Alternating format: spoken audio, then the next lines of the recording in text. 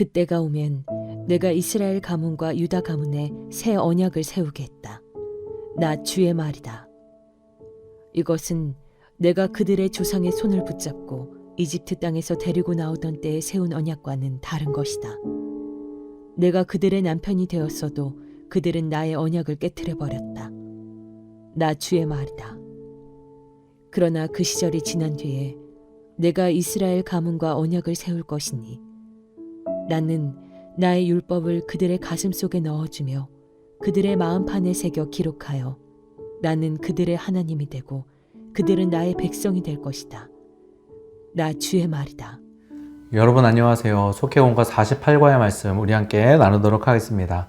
자, 오늘 본문에 보면요, 하나님이 이스라엘 백성들에게 이렇게 말씀하십니다. 31절에 보니까요, 그때가 오면 내가 이스라엘 가문과 유다 가문에 새 언약을 세우겠다. 자, 그때가 온다는 거예요. 어떠한 때가 오는데 그때가 오면 하나님이 이스라엘 백성들과 새 언약을 맺겠다고 지금 말씀을 하세요. 자, 그러면 하나님이 맺겠다고 하시는 이 새 언약은 어떤 언약이냐? 32절부터 새 언약에 대해서 설명하고 있습니다.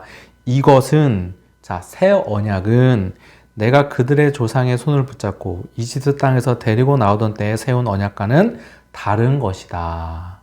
자, 지금 이제 하나님이 앞으로 세울 새 언약은 이스라엘 백성들을 이집트 땅에서 데리고 나올 때 세운 언약과는 다른 언약이라는 거예요. 여러분, 이스라엘 백성들을 이집트 땅에서 데리고 나온다는 게 무슨 말이죠? 출애굽을 말하는 거예요. 출애굽을 할 때 이스라엘 백성들과 하나님이 언약을 세웠던 거예요. 자, 그 언약이 어떤 언약이죠? 율법의 언약입니다. 다른 말로 표현하면 옛 언약이라고도 할 수 있어요. 여러분, 율법의 언약, 옛 언약이 무엇이냐면요, 율법을 지키면 축복, 율법을 지키지 않으면 저주를 받는다는 것이 옛 언약이에요. 여러분, 신명기 28장에 보면요, 이 옛 언약에 대한 말씀이 나와 있는데요, 신명기 28장 1절부터 보니까요, 이런 말씀이 있습니다. 내가 오늘 당신들에게 명한 그 모든 명령을 주의 깊게 지키면, 이렇게 너네가 율법을 지키면 하면서 신명기 28장 1절 말씀부터 율법을 지켰을 때 받는 복이 무엇인지를 쭉 나열해요.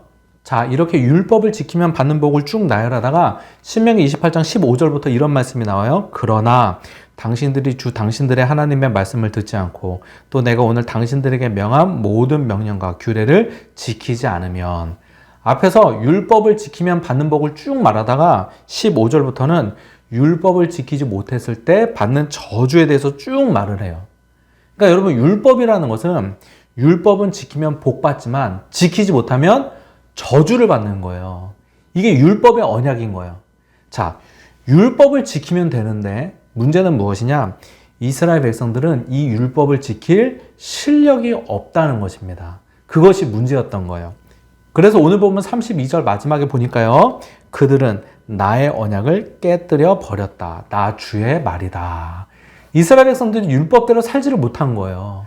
죄를 지었던 거예요. 자, 옛 언약은 율법을 지켜야만 하는 거예요. 근데 이 율법을 지킬 수가 없어요. 그래서 이스라엘 백성들이 이 옛 언약을 깨트려 버렸던 것입니다. 자, 그러나 새 언약은 어때요? 자, 오늘 보면 33절부터 보니까요, 그러나 새 언약은 옛 언약과 다르다는 거예요. 그러나 그 시절이 지난 뒤에 내가 이스라엘 가문과 언약을 세울 것이니, 새 언약을 세운다는 거예요. 나는 나의 율법을 그들의 가슴 속에 넣어주며 그들의 마음판에 새겨 기록하며. 자, 여러분, 구약의 율법은 하나님이 율법을 주셨는데 그 계명을 돌판에 새겨 주셨습니다. 그리고 돌판에 새기고 지켜라 라고 말씀하셨어요. 그런데 이제 하나님이 앞으로 어떠한 때에 세울 새 언약은 지금 어디에다 새긴다고 말씀하고 있어요? 돌판이 아닌 너의 가슴 속에 넣어주며 마음판에 새겨 기록하겠다는 거예요.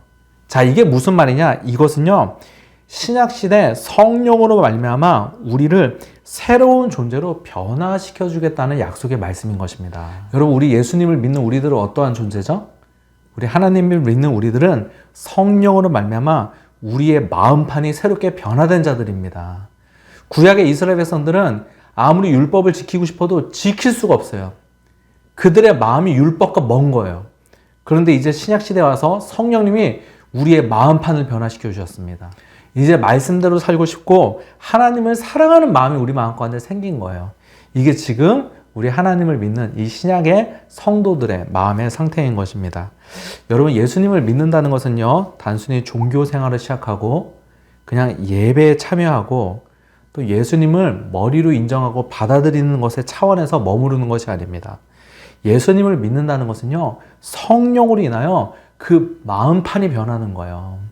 경향성이 달라지는 거예요. 마음의 방향이 달라지는 것입니다. 성령으로 말미암아 우리가 거듭나게 되는 것입니다. 우리가 새로운 존재로 다시 태어나는 거예요. 이게 구원이에요. 새로운 존재로 태어나게 되는 것입니다. 제가 영상 시간에 몇 번 말씀드렸는데 제가 20살 때 예수님을 처음 만났어요. 제가 예수님을 처음 인격적으로 경험하고요. 저의 삶에 정말 많은 변화가 일어났습니다. 제가 부분적으로 몇 번 말씀드렸는데 크게 정리하면 3가지 변화가 나타났어요. 첫 번째는 예배의 감격입니다. 이전에 그냥 예배 드렸거든요. 하나님을 만나고 나서 드리는 예배가 그렇게 감격스러울 수가 없어요. 하나님의 말씀이 정말 꿀송이처럼 달고 예배 시간에 불러지는 찬송가가 그렇게 은혜스러울 수가 없었습니다. 두 번째는 거룩한 삶에 대한 열망이에요. 정말 거룩하게 살고 싶었어요. 말씀대로 살고 싶은 거예요. 죄를 멀리하게 돼요. 그리고 또 한 가지 특징은 하나님에 대한 뜨거운 사랑이었습니다. 하나님을 생각하면 가슴이 울컥했어요. 그만큼 하나님을 뜨겁게 사랑하는 마음이 생겼습니다. 하나님을 사랑하면요, 여러분, 하나님이 하신 말씀도 사랑하게 되어 있어요. 제가 한 번은 밤늦게까지 이제 성경을 읽고 성경책을 책상 위에 놓아두고 그리고 잠들었어요. 그리고 그 다음날 아침에 일어나서 제가 어젯밤에 읽었던 성경을 보는데요. 여러분, 성경책이 정말 사랑하는 연인을 보듯 성경책을 향하여 사랑스러운 감정이 느껴지더라고요. 하나님을 만나고 나니 제 마음의 상태가 바뀌었어요. 하나님을 사랑하게 되고 하나님이 하신 말씀을 사랑하게 되었습니다. 여러분, 예수님 믿는 사람들에게요, 우리가 하는 이런 신앙생활들 있죠? 이런 것은 억지로 하는 것이 아닙니다. 여러분, 기독교는 그런 종교가 아니에요. 우리가 잘 아는 말씀 마태복음 11장 28절부터 30절에 보면요, 이런 말씀이 있어요. 수고하고 무거운 짐진 사람은 모두 내게로 오너라. 내가 너희를 쉬게 하겠다. 이게 바로 예수님 믿는 거예요. 예수님 믿는다는 것은 우리 인생의 죄의 짐에 수고하고 무거운 짐을 갖고 있는 사람들이 예수님께 나와 그 짐을 내려놓고 쉬는 것입니다. 이게 예수님 믿는 거예요. 자, 그런데 이 말씀을 보면요, 예수님이 그 다음 말씀을 하세요. 그 다음에 뭐라고 말씀하시냐? 29절에 계속 보니까요, 나는 마음이 온유하고 겸손하니 내 멍에를 메고 나에게 배워라. 여러분, 앞에서는 예수님이 수고하고 무거운 짐진 자들 다 내게로 와서 쉬라고 했잖아요. 그런데 29절에 뭐라고 그래요? 너네 짐 내려놨어? 내 안에서 쉬고 있어? 그 다음에 내 멍에를 메고 나에게 배우라는 거예요. 여러분, 예수님을 믿는다는 것은요, 우리가 세상에서 짊어지고 있던 세상의 짐, 죄의 짐을 내려놓게 되는 것입니다. 그런데 지금 보니까 예수님의 멍에를 또 짊어지는 거예요. 이게 예수님 믿는 거예요. 여러분, 예수님 믿으면요, 새로운 짐이 생겨요. 말씀대로 살아야 되죠. 우리 예배자로 살아야 되죠. 또 하나님 우리에게 주시는 사명이 있죠. 이러한 짐들이 생긴단 말이에요. 근데 마지막 30절에 예수님이 뭐라고 하시는지 아십니까? 내 멍에는 편하고 내 짐은 가볍다라는 거예요. 여러분, 이게 어떻게 쉽고 가볍습니까? 예수님을 통해서 짊어지는 멍에가 어떻게 쉽고 가볍습니까? 왜냐면 우리가 예수님을 사랑하거든요. 우리의 마음 상태가 변화되거든요. 여러분, 사랑하는 사람과 함께하는 것은 쉽잖아요. 즐거운 시간이잖아요. 여러분, 예수님을 믿는 우리는요, 성령으로 말미암아 우리 속사람이 변화된 사람들입니다. 이제 기쁨으로 우리가 말씀대로 살 수 있는 존재인 것입니다. 여러분, 신앙생활을 짐으로 생각하지 마세요. 여러분, 혹시 여러분 과거에 여러분이 기쁨으로 신앙생활을 했었는데 어느 순간 여러분에게 이런 신앙생활, 기도생활, 말씀생활이 짐처럼 느껴지시는 분들이 계십니까? 여러분의 신앙생활에 기쁨이 사라지신 분들이 계신가요? 여러분, 이러한 신앙의 기쁨, 즐거움을 회복하실 수 있는 여러분이 되시기를 바랍니다. 오늘 나눔 질문 드릴게요. 기쁜 마음으로 신앙생활 했던 경험을 한번 나눠보시기 바랍니다. 두 번째 질문은요. 혹시 여러분 신앙생활 중에 기쁨을 잃어버렸다면 여러분 무엇이 문제였는지를 한번 생각해 보시고요. 신앙의 기쁨을 회복시켜 달라고 하나님께 한번 기도하는 시간을 가져보시기 바랍니다. 감사합니다.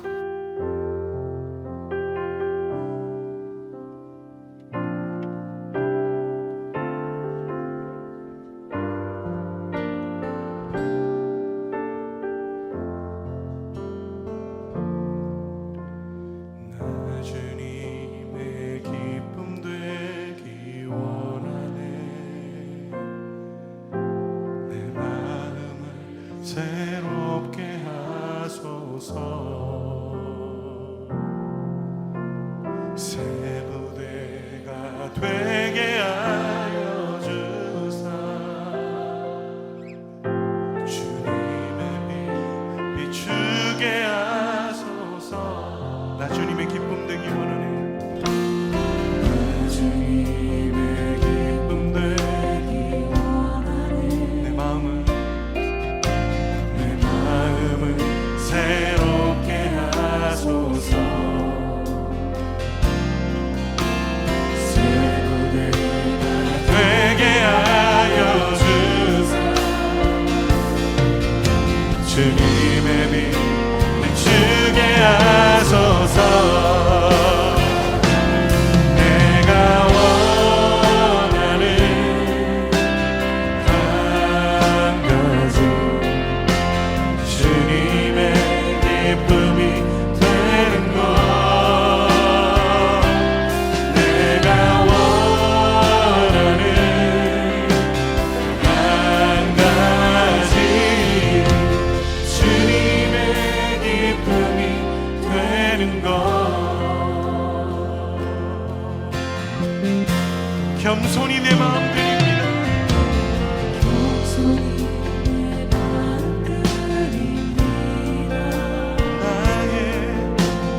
나의 모든 것 받으소서. 나의 발 깨끗게 씻어주사. 주의 길로 나가게 하소서. 우리 한 번 더 고백합시다. 겸손히 내 마음 드립니다. 겸손히 내 마음 드립니다. 나의 모든 것 받으소서.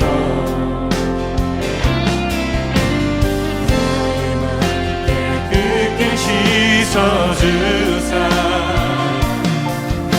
주의 길로 나가게 하소서. 내가 원하는 한 가지 주님의 기쁨이 되는 것.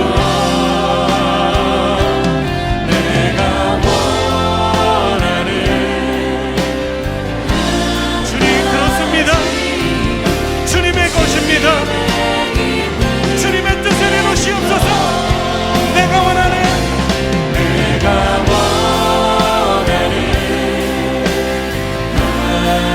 가지 주님의 기쁨이 되는 것. 내가 원하는 한 가지 우리 이 시간 함께 기도하며 나갈 때 주님, 우리 안에 주님의 기쁨이 있게 하여 주시옵소서. 우리의 마음을 새롭게 하시며 하나님 우리의 걸음이 주의 영광을 주의 일하심을 드러내도록 주님 역사하여 주시옵소서. 이 주의 문에 주시며 기도합시다. 주여